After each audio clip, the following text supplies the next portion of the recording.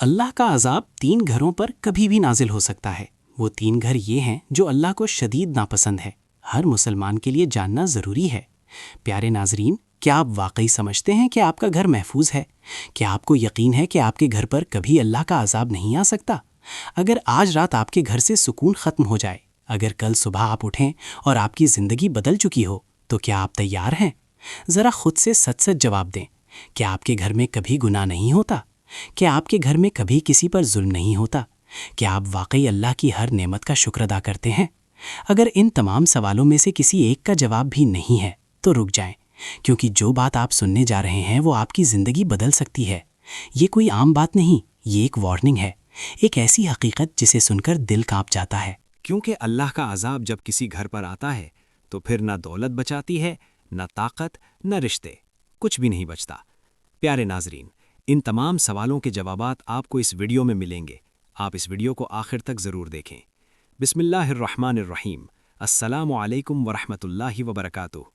آج ہم ایک ایسے موضوع پر بات کرنے جا رہے ہیں جسے سن کر ہر ایمان والے کا دل لرز اٹھتا ہے، لیکن افسوس کے ساتھ کہنا پڑتا ہے کہ ہم میں سے اکثر لوگ اس حقیقت کو نظر انداز کر دیتے ہیں۔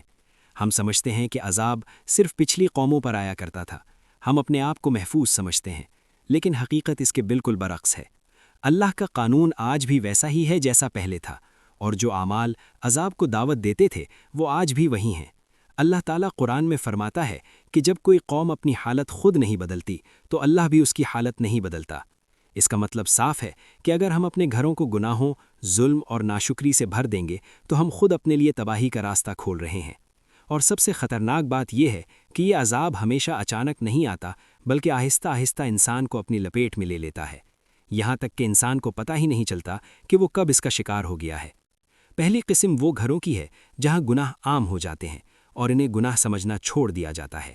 یہ وہ گھر ہوتے ہیں جہاں نماز کو اہمیت نہیں دی جاتی، جہاں قرآن صرف شیلف کی زینت بن جاتا ہے، جہاں حلال اور حرام کی کوئی پرواہ نہیں ہوتی، جہاں جھوٹ، غیبت، بے حیائی اور نافرمانی عام ہو جاتی ہے۔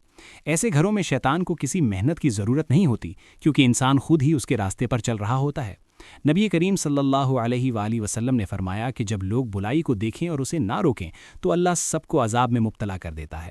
اس کا مطلب یہ ہے کہ اگر گھر میں ایک فرد گناہ کر رہا ہے اور باقی خاموش ہیں تو وہ سب برابر کے شریک ہیں۔ آج ہم دیکھتے ہیں کہ گھروں میں موبائل، انٹرنیٹ اور میڈیا کے ذریعے بے حیائی عام ہو چکی ہے، لیکن کوئی روکنے والا نہیں۔ یہ خاموشی دراصل اللہ کے عذاب کو دعوت دینے کے مترادف ہے۔ ایک واقعہ آتا ہے کہ ایک بستی میں لوگ گناہوں میں ڈوب چکے تھے۔ وہاں ایک نیک شخص بھی رہتا تھا جو خود گناہ نہیں کرتا تھا، لیکن کبھی کسی کو روکتا بھی نہیں تھا۔ جب اللہ کا عذاب آیا تو وہ بھی اس میں شامل ہو گیا۔ جب اس کے بارے میں پوچھا گیا تو جواب ملا کہ اس نے برائی کو دیکھ کر بھی خاموشی اختیار کی۔ یہ ہمیں سکھاتا ہے کہ صرف خود نیک ہونا کافی نہیں، بلکہ برائی کو روکنا بھی ضروری ہے۔ دوسری قسم وہ گھروں کی ہے جہاں ظلم ہوتا ہے۔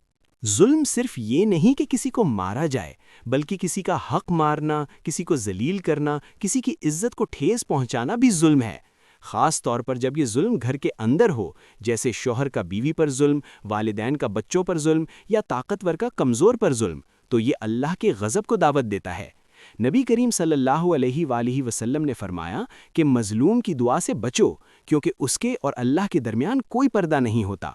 سوچیں کہ اگر ایک بیوی رات کو آنسو بہا کر اللہ سے شکایت کرے، اگر ایک بچہ دل میں درد لے کر اللہ کو پکارے، تو اللہ کیسے خاموش رہ سکتا ہے؟ ایسے گھروں میں سکون ختم ہو جاتا ہے، برکت ختم ہو جاتی ہے، اور آہستہ آہستہ وہ گھر تباہی کی طرف چلا جاتا ہے۔ حضرت علی رضی اللہ تعالیٰ عنہ کا قول ہے کہ ظلم پر قائم رہنے والی کوئی چیز باقی نہیں رہتی۔ یہ ایک اصول ہے، اگر ایک گھر ظلم پر چل رہا ہے تو وہ زیادہ دیر قائم نہیں رہ سکتا، چاہے بظاہر وہ کتنا ہی مضبوط کیوں نہ لگے۔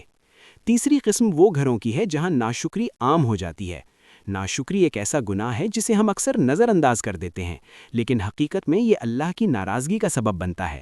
جب ایک گھر میں ہر وقت شکایتیں ہوں گی، جب لوگ اللہ کی نعمتوں کو نظر انداز کریں گے، جب چھوٹی چھوٹی چیزوں پر ناراضگی ظاہر کریں، تو وہ گھر آہستہ آہستہ برکت سے خالی ہو جاتا ہے۔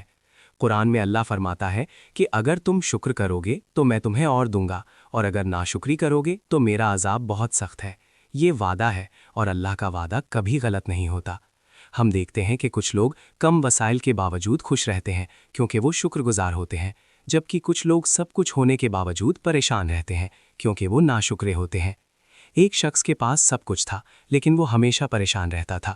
ایک دن اس نے ایک غریب شخص کو دیکھا جو تھوڑے میں خوش تھا اور اللہ کا شکر ادا کر رہا تھا۔ اس نے پوچھا کہ تم اتنے کم میں خوش کیسے؟ اس نے جواب دیا کہ میں اس پر خوش ہوں جو میرے رب نے مجھے عطا کیا، اور تم اس پر پریشان ہو جو تمہارے پاس نہیں ہے۔ یہ جواب اس کے دل میں اتر گیا اور اس نے اپنی زندگی بدل دی۔ یہ تینوں چیزیں، گناہ، ظلم اور ناشکری، ایسی ہیں جو کسی بھی گھر کو تباہ کر سکتی ہیں، لیکن اللہ نے ہمیں راستہ بھی دکھایا ہے۔ ہم اس سے کیسے بچ سکتے ہیں؟ سب سے پہلا قدم سچی توبہ۔ جب انسان دل سے اللہ کے سامنے جھک جاتا ہے تو اپنے گناہوں کو مانتا ہے، انہیں چھوڑنے کا ارادہ کرتا ہے، تو اللہ اسے معاف کر دیتا ہے۔ نبی کریم صلی اللہ علیہ وسلم نے فرمایا کہ اللہ اپنے بندے کی توبہ سے بہت خوش ہوتا ہے۔ دوسرا قدم ہے اپنے گھر میں دین کو زندہ کرنا۔ نماز قائم کریں، قرآن کی تلاوت کریں، اللہ کا ذکر کریں۔ جب گھر میں اللہ کا نام لیا جاتا ہے تو وہاں رحمت نازل ہوتی ہے اور شیطان دور بھاگ جاتا ہے۔ تیسرا قدم ہے انصاف اور محبت۔ اپنے گھر والوں کے ساتھ اچھا سلوک کریں، ان کے حق ادا کریں، ان کی عزت کریں۔ جب گھر میں محبت ہوتی ہے تو وہ جنت کا نمونہ بن جاتا ہے۔ چوتھا قدم ہے شکر گزاری۔ جو کچھ اللہ نے دیا ہے اس پر خوش ہوں، اس کا شکر ادا کریں۔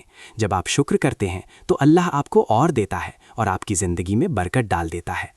آخر میں یاد رکھیں کہ اللہ کا عذاب صرف کہانی نہیں، حقیقت ہے، اور اللہ کی رحمت بھی حقیقت ہے۔ فیصلہ آپ کے ہاتھ میں ہے کہ آپ اپنے دھر کو کس طرف لے جانا چاہتے ہیں۔ ابھی بھی وقت ہے، سنبھل جائیں، کیونکہ جب اللہ پکڑتا ہے تو کوئی بچا نہیں سکتا، اور جب اللہ بچاتا ہے تو کوئی نقصان نہیں پہنچا سکتا۔ آخر میں بس اتنی ہی بات دل میں بٹھا لیں کہ یہ دنیا ہمیشہ رہنے کی جگہ نہیں، یہ ایک امتحان ہے، اور ہمارے گھر اس امتحان کے سب سے اہم مراکز ہیں۔ آج کے اس تیز رفتار اور فتنوں سے بھرے دور میں، جہاں ہر طرف بے حیائی، غفلت اور دنیا کی دوڑ لگی ہوئی ہے، وہاں اپنے گھر کو بچانا ہی اصل کامیابی ہے۔ ہمیں خود بھی سنبھلنا ہوگا، اپنے گھر والوں کو بھی سنبھالنا ہوگا، کیونکہ اگر گھر ٹھیک ہو گیا تو زندگی بھی ٹھیک ہو جائے گی، اور اگر گھر بگڑ گیا تو سب کچھ بگڑ جائے گا۔ آئیے آج سے عہد کریں کہ ہم اپنے گھروں کو گناہوں سے پاک کریں گے، ظلم کو ختم کریں گے، ہر حال میں اللہ کا شکر ادا کریں گے۔ ہم اپنے گھروں میں نماز کو زندہ کریں گے، قرآن کو جگا دیں گے، محبت، صبر اور برداشت کو عام کر دیں گے۔ ہم اپنی زبانوں کو بھی سنبھال لیں گے اور اپنے دلوں کو بھی صاف کریں گے، تاکہ ہمارا گھر اللہ کی رحمت کا مرکز بن جائے، نہ کہ اس کے عذاب کا۔ اللہ تعالیٰ سے دل کی گہرائیوں سے دعا ہے کہ یا اللہ ہمارے گھروں کو اپنی خاص رحمت کا گہوارہ بنا دے۔ ہمارے دلوں میں محبت اور سکون عطا فرما، ہمارے گناہوں کو معاف فرما، ہمیں ہر قسم کے ظاہری اور باطنی عذاب سے محفوظ رکھ۔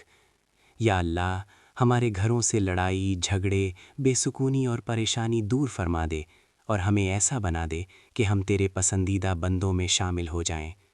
یا اللہ اس مشکل اور آزمائش بھرے دور میں ہمارے ایمان کی حفاظت فرما، ہمیں سیدھے راستے پر چلا، اور ہمیں ایسی زندگی عطا فرما جس میں تیری رضا ہو۔ یا اللہ ہمیں ہدایت دے، ہمارے بچوں کی حفاظت فرما، ہمارے رزق میں برکت ڈال دے، اور ہمیں دنیا اور آخرت دونوں میں کامیابی عطا فرما۔ آمین یا رب العالمین۔